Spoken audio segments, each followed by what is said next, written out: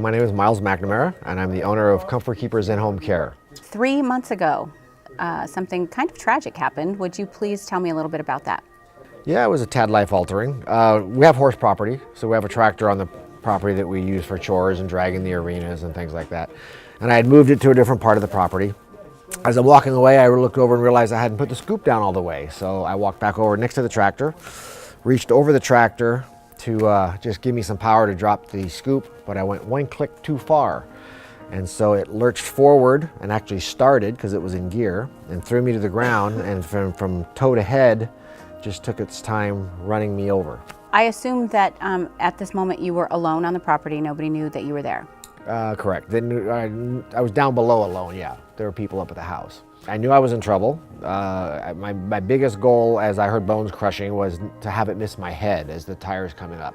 So, but it broke my right ankle, where I have pins and screws. It broke my left femur, my left hip, my ribs, my scapula, and I had crush injuries to my thigh and my abdomen. And no one ever wants their hip to break, but that sort of was what allowed me to miss my head, is that the tire's coming up and I'm trying to muscle it a little bit.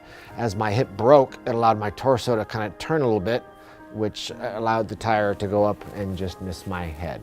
That was a strategy. Yeah, at the moment it started, as I saw the tire coming, my goal was to have it miss my head. I mean, so I was sort of present in the moment to know I was in trouble, but I didn't want my head to be ran over. So how do you get out of that situation? What happened? How do I You're get out of in it? the situation, what happens? The tractor runs you over and you're just laying there. Well, fortunately, I had my cell phone in my pocket, and it didn't get crushed. So my daughter was up at the house, so I rather than call 911 myself, because I didn't know if I was going to pass out or not, I called her and said, "You need to come down, call 911. I've been hurt." So she did. She amazingly kept her cool, came down, called 911, kind of held and helped me while the paramedics were on the way until they got there. So yeah, she was amazing. When something that traumatic happens to your body and you are awake, is your adrenaline just taking over? You're in shock? Is it horribly painful in that moment? It's interesting. I felt no pain at all. I mean, I felt the pressure, I felt the tire, but I didn't feel any pain whatsoever. Until the paramedics got there and tried to straighten me out to put me on the board. Then I'm like, okay, time out, I feel that. But yeah, the body does go into shock. The body's an amazing thing. I didn't feel any pain at the time. It was really kind of interesting as I think back on it. You know, that it just kind of happened. I felt the pressure, but no extreme pain. Unbelievable. Yeah, it was. So you are rushed to the hospital. Henry Mayo Hospital. So yeah, I went in through the ER and spent a month there. An entire month. An entire month. Well, there were a lot of ups and downs. I mean, I went in for emergency surgery to start, where they put my ankle and my femur and my hip back together. I have a titanium rod in the hip and down the femur, screws and plates in the ankle. That went pretty well. You can't really do much for broken ribs and scapulas and such. Those have to take their own course. But I was there for a few days, and then I developed internal bleeding. And so they had to go back in and put a chest tube in.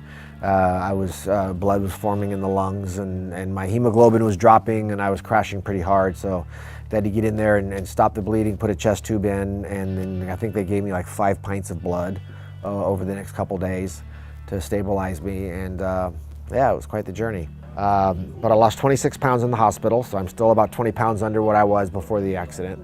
But yeah, they're surprised that I survived, and the fact that I'm told I'm not going to have 100% recovery. So no paralysis, no lasting, other than having metal in me for the rest of my life.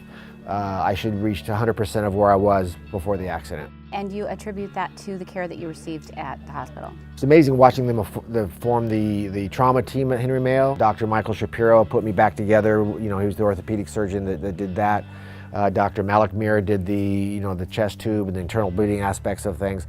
And a big shout out to Dr. Joseph Terrazino, because he played quarterback for me, because a lot of things can slip through the cracks when all the trauma people are focusing on their specialty. But yeah, so Dr. Terrazino was my main physician that kind of oversaw everything as the specialty guys did their thing. Wow. But the care at Henry Mayo was great, especially the nurses. God, the nurses were amazing. Because as I was in and out of ICU and DOU and med surge and back to ARU and just bouncing around, the constant was the nurses. I mean, and I knew this because I've been in the industry with my in-home care company, and I've dealt with the nurses and they're just amazing. The whole experience, as bad as it could have been, just the people aspect of it and the care that I received, I attribute a lot of it to that. Tell me how your perspective changed about what you do, or how it was enhanced, let's say. More enhanced, because as I said earlier, you think but until you've spent a month in the hospital, until you're making that transition on your own, until you feel helpless, until you can't stand up, until you can't do the things that you take for granted, it puts a whole different angle on it. I hear tell that there was an amazing outpouring of community support for you. Can you talk to me a little bit about that? I'll try not to get emotional. It was beyond amazing. It was very humbling, but yeah, I mean, once the word got out there and the people who came to visit and sent me well wishes and flowers and plants and balloons and just the outpouring of support and love from the community, it's pretty amazing. It's nice to know that you matter. I've been given a second chance. You hear that, but it's like when it's really that close to home, when you're told you probably shouldn't have survived, and you're like, well, why did I survive?